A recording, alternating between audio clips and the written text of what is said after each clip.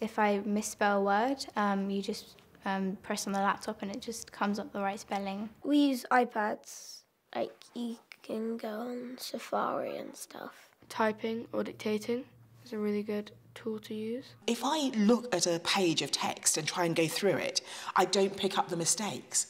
But what I found is if I take that text and put it into an application that reads it to me, it might be a purely mechanical voice, but then I pick up the mistakes. I also use a dictatorship button. You press a button and then you speak into it.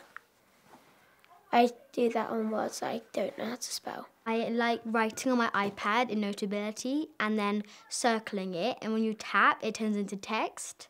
We make our own websites from scratch. We have to do all the coding. I'm interested in tech, so I like building little robots and lots of different things.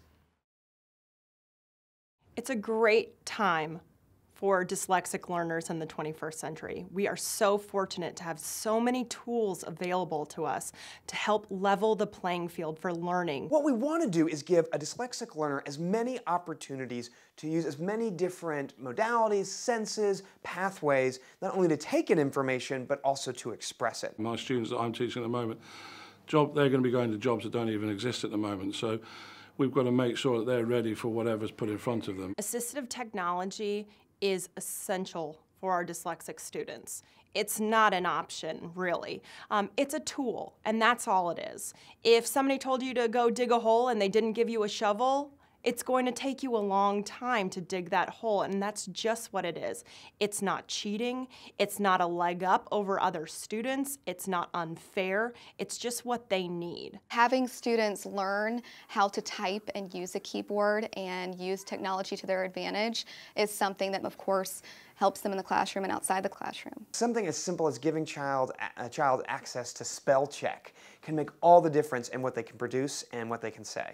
It just takes the pressure off of them and lets the computer be that tool for them without being bogged down by the spelling or the misuse of words. Often if you're reading something, especially if you're reading a book, then the lines are very close together, the words are very close together, and a trait is that sometimes you miss words, or you might jump from the first word to the third word. Sometimes words move, sometimes people see coloured dots on paper, people talk about the words moving like ants, the letters moving or wobbling. A great facility within Word is if you've got digital copies of it, you can space the words out horizontally and vertically on the page, so there's bigger spaces, so there's less opportunity for you to miss the words or misinterpret the words. If a child reads using syllabification, you can split the words into syllables. If there's 3 syllables in the word, they are seen as discrete syllables rather than one big word, then it makes it easier for the children to break that down, because that's how they initially learn how to pronounce and spell that word. And the line focus is really good because it changes colour each time you go along the word, so as you're reading it, it will change the word and you just keep the pace of that. And that pace can be set by the child, it can be set by the teacher, so that they can then follow a highlighted word. Already in the States there's research that children have gone from 4 words per minute to about 20 words per minute just by using line focus for their reading. So one of the really amazing things that we have now is the ability to take text and have it read aloud. Many dyslexics have a huge difference in what they can comprehend and what they can read. So if we give a dyslexic a text and ask them to read it independently, they might have a difficult time. But if they can then hear that same text, it's unbelievable what they can understand, what they can comprehend, and the connections that they can make. They're able to read those books that are appropriate for their age and reach their interest level, because we want kids to love to read no matter what. And if that means that they have to listen and follow along with the text, that's perfectly fine. There are many programs and apps that we use in our classroom. One that we use on a daily basis is known as Read Naturally, and it allows our students to be placed at their reading level and be given stories that they're able to listen to multiple times.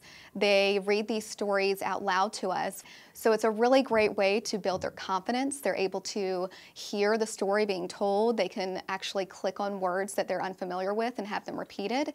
So it's a wonderful fluency program. So dyslexic learners tend to be very, very good and talented at coming up with complex, exciting ideas. But when it comes to actually translating those and putting them from from mind onto paper, it can be very difficult because we're asking them to do a lot of things all at once. Another great assistive technology that we can use is speech to text. So don't let those students get bogged down in having to come up with the correct spelling or the correct punctuation or the grammar. Let them get their ideas out, and then we'll really see them shine.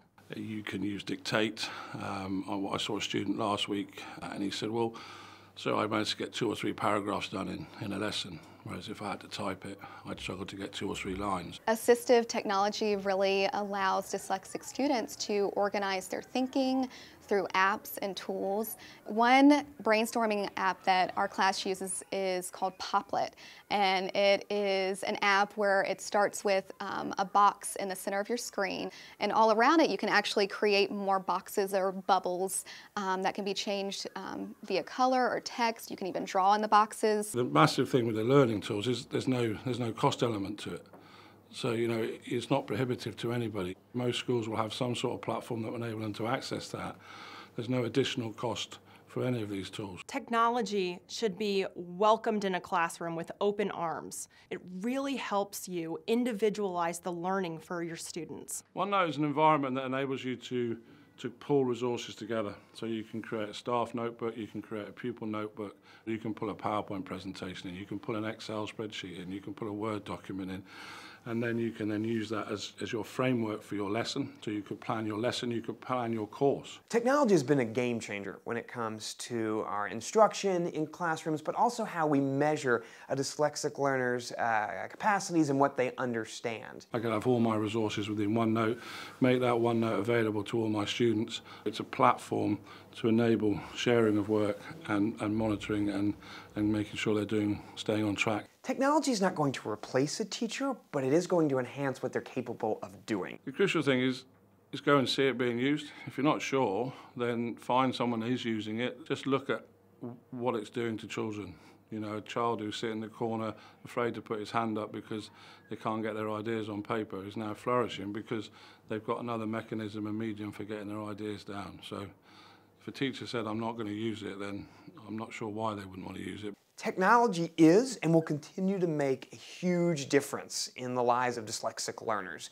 Not only does it allow them to access more texts and to show what they're capable of understanding, but it also plays to so many of their strengths where they can create these new ideas and express themselves in new ways. Technology is such an incredible way to incorporate not only multisensory learning into your classroom, but it allows dyslexic students to really raise the bar. By using something where they gain success, they're then going to become more and more confident in their own ability, and then they're going to take bigger risks with their learning.